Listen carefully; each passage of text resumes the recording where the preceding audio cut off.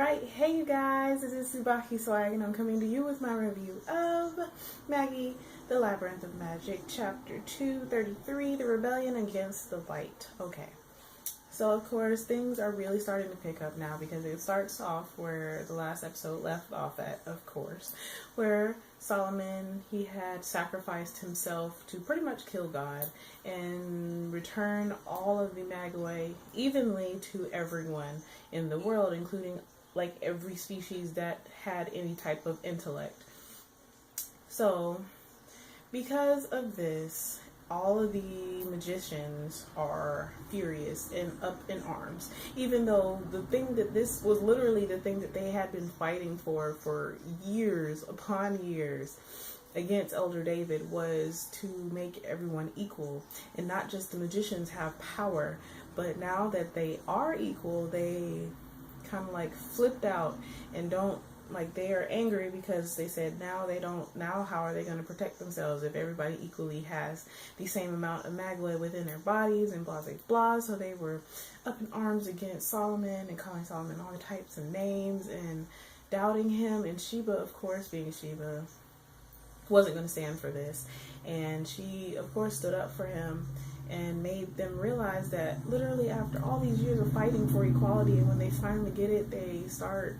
tearing up each other. How does that even work? So Sheba, and then like they show a flashback of Sheba talking to Solomon, and Solomon has aged a lot in the time that it, like, I guess in the time frame of him like killing God and becoming the new God, he aged remarkably. But Sheba, of course, still loves him, and she's still his queen. So after all of this, like after she has a talk with Solomon and she says that she still wants to be with him, but she understands that she can't, she pretty much becomes his, well, she says his arms, legs, and voice. So she is pretty much the walking megaphone for Solomon, and she is the one who preaches his gospel and like guides everyone in the way that they should go. But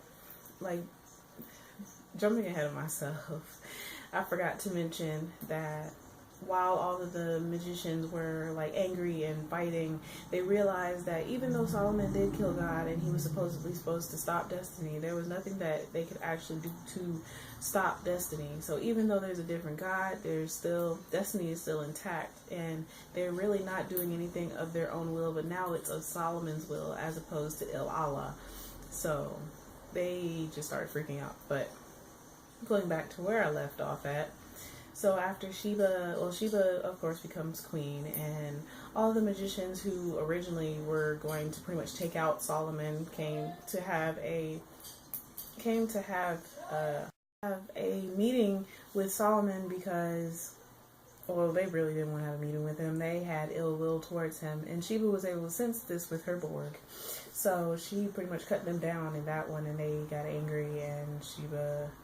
was, well, Ugo and Arba were there to help her, but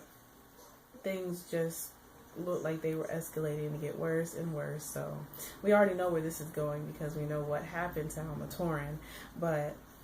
we also get to see, finally we get to see Arba, because Arba, she is an odd creature, but we finally get to see how she turned out the way she is now in this present world, like where she pretty much went crazy. So things are getting interesting. I'm looking forward to seeing how everything actually really did turn out, because I could only guess about how things led up to the way they are now and how Solomon became king and blah blah blah. So I'm really looking forward to how things are going to turn out with how, like, with Solomon and Arba, and how things come into play with Sheba and Ugo and everybody, of course. So